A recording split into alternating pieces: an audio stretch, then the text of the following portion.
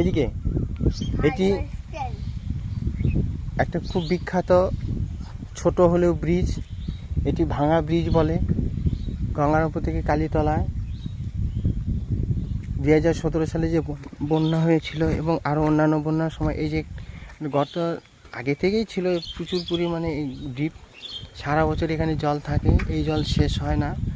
এখান থেকে জমি চাষের কাজের জন্য ব্যবহার করা হয়। দর্শক, এই যে এখানে মেশিন আছে, ইলেকট্রিক্যাল মোটর, এখান থেকে জল সাপ্লাই দেওয়া হয় এবং আশপাশ চাষের কাজের জন্য ব্যবহার করা হয়। ওটা মেশিন আছে, জলসেচের জন্য মেশিন ব্যবহার করা হয়। এই বীজ খুব গুরুত্বপূর্ণ এ প্রান্ত থেকে ও প্রান্তে যাওয়ার জন্য।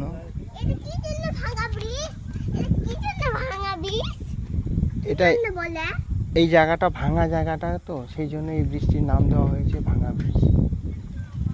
মানুষজন এপার থেকে ওপারে যাওয়ার জন্য। এটিও একটা নদীর শাখা থেকে এখানে একটু উৎপন্ন হয়েছে।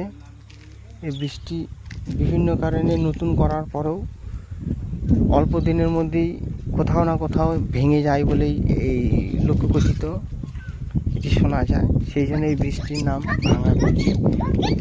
অল্প দিনের মধ্যে কোথাও না কোথাও একটু পর্যায়ে ভেঙে যায় এবং ক্ষতিগ্রস্ত হয় সামান্য, কিন্তু দীর্ঘস্থায়ী হয়ে থাকে।